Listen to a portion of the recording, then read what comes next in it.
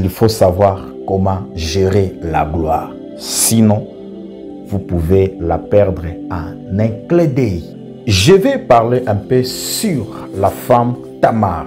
C'est notre artiste, musicienne, gospel. Elle réside au Congo, précisément dans la ville de Kinshasa. Bien-aimés dans le Seigneur, arrêtons de faire la promotion de l'œuvre du diable. Arrêtons de dépeupler les camps de Dieu pour peupler les camps du diable sans le savoir. Quelle image des enfants de Dieu que nous donnons au monde lorsqu'il nous regarde. Arrêtons de se faire tuer entre nous. J'ai une petite question à nous demander. Tu travailles pour Dieu ou pour le diable? Beaucoup de gens pensent travailler pour Dieu, mais ils ne savent pas de quel côté ils sont. Alors, comment savoir qu'on ne travaille pas pour Dieu? 1.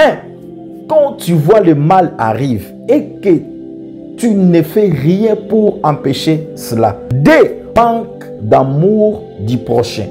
3. Quand on expose son prochain. Là, tu travailles pour le diable. 4.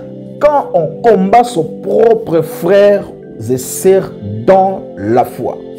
Quand tu combats ton frère ou ta sœur dans la foi, tu travailles pour le diable. 5. Quand on calomnie son prochain. 6. Quand on combat l'élévation de son prochain. Ici, je suis ni contre ni pour, mais je suis au milieu du village parce que je suis serviteur de Dieu. Voyons aussi du côté qualité de l'homme. Pourquoi nous sommes si faciles et rapides de voir seulement les côtés mauvais de l'homme? Qui ne fait pas d'erreur dans ce monde? Qui est parfait? Qui est 3 fois saint dans ce monde? À part Dieu. No one. Personne.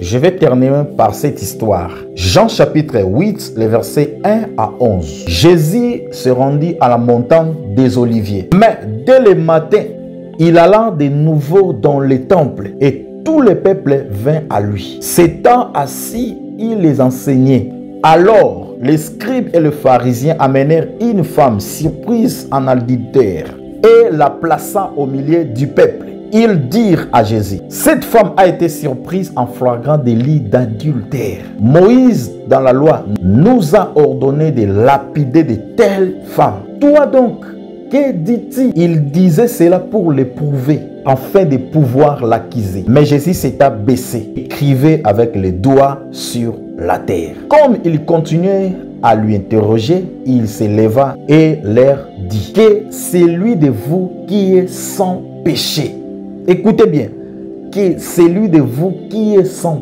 péché jette le premier la pierre contre elle. Verset 7, là où il y a le problème. Jette le premier la pierre contre elle. Et s'étant de nouveau baissé, il écrivait sur la terre. Verset 9, quand ils entendirent cela, accusés par leur conscience, et ils se retirent un à un pour dire, il n'y a pas de parfait dans ce monde. Tous nous commettons des erreurs. Jésus a dit à la femme, va et ne pêche plus. Bien-aimé dans le Seigneur, si ton frère a péché, approchez-lui, parle avec lui. Nous allons terminer par 1 Jean 1, 8 à 10. La Bible nous dit, si nous disons que nous n'avons pas de péché, nous nous séduisons nous-mêmes et la vérité n'est point à nous. La vérité, c'est Jésus-Christ. Donc, Jésus-Christ n'est point à nous. Si nous disons que nous ne péchons pas, tout le monde pêche.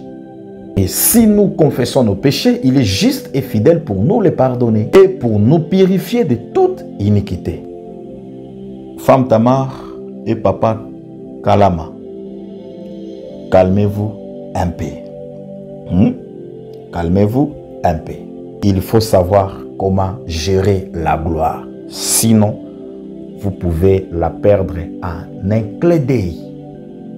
Que le Seigneur vous bénisse abondamment. N'oubliez pas de partager ces messages, commenter, s'abonner et aimer la vidéo pour ne rater aucune de nos prochaines vidéos.